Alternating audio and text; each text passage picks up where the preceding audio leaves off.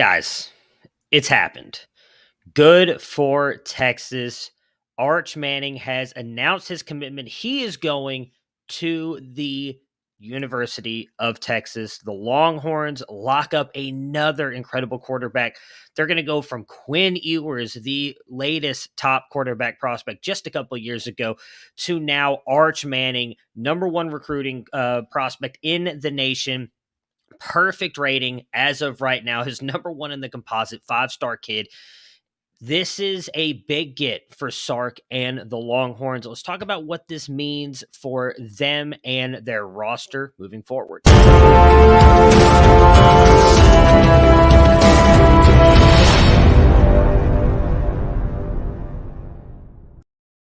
So, I mean, Arch is already practically ideal size, 6'4, 215, and he's going to come in and he's already a very refined pocket passer. He's got great pocket awareness, and we know the last name, right? A lot of people are worried that maybe he's getting a little bit too much love because of the last name. I want to assure you that he is not. While for me, he is not my top quarterback in the class, I still have Malachi Nelson ahead of him. He deserves to be up here. His ability to read defenses and decide when to run at times, and he is much more mobile than his uncles in Arch. I'm sorry, in Eli and Peyton Manning. He's much more mobile than those guys. He knows how to keep a clean pockets. He's got very good feet, and he's got really good arm talent as well. He's a very, very good passer. He knows when to display touch on passes. He knows when to kind of drive it in there. My favorite thing about him is what he does in the pocket. I think that's a major thing when it comes to these college quarterbacks and NFL quarterbacks. What we've seen lately, we know that there's this love in the fantasy community for these rushing quarterbacks. But being able to get it done in the pocket is a major thing. Arch can do that very easily. Really, in my opinion, excels in the short and intermediate areas of the field. His completion percentage there is just incredible. Seems like he never misses a pass. Really good touch over the defensive line or linebackers when needed. And again, can just drive that ball in whenever. He's also very good with touch balls down the field. He can get the ball into his receivers in stride, especially when they're open or even when that defender's right on them, right? And he's able to just lay it out there perfectly for them.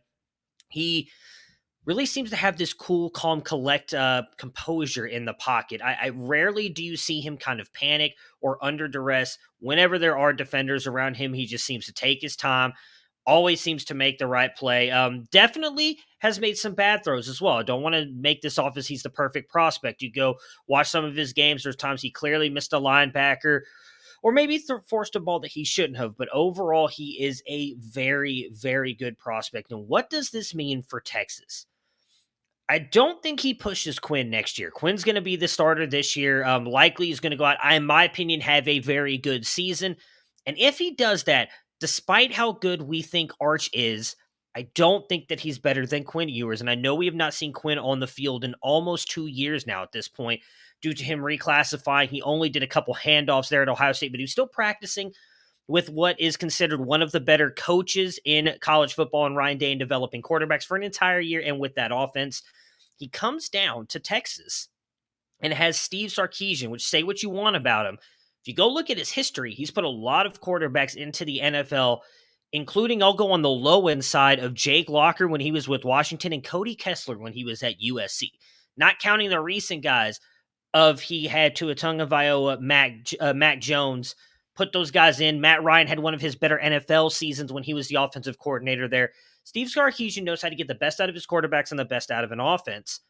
We know the weapons that Texas has right now, and Xavier Worthy, Isaiah Nayor, Jaleel Billingsley, Jatavian Sanders coming up.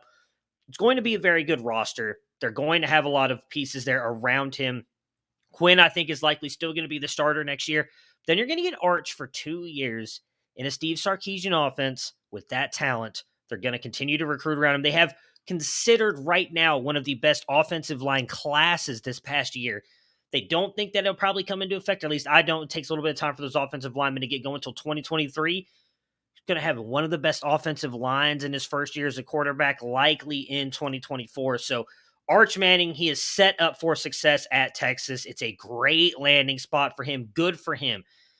because there were some other schools. It's going to be very interesting to see where he went. Regardless, he goes to Texas. I think it's a great spot for his development, great spot for his skill set. They'll continue to recruit around him. And as much as I hate to say this, Texas might be back, going from Quinn Ewers to Arch Manning. Guys, if you like this kind of content, please hit that like button. Subscribe to our channel. We are trying to grow in this continuing, evolving college space and recruiting. Check out our website, campus2canton.com, where we bring you everything from high school athletes to the day these guys retire from the NFL. We'll be back soon if there's any other recruiting news drops, but the big one has finally come. Now the dominoes will fall for the rest of these quarterbacks, I think, coming soon. So make sure to stay paying attention. Stay tuned into us. But Arch Manning picks the Texas Longhorns as his school.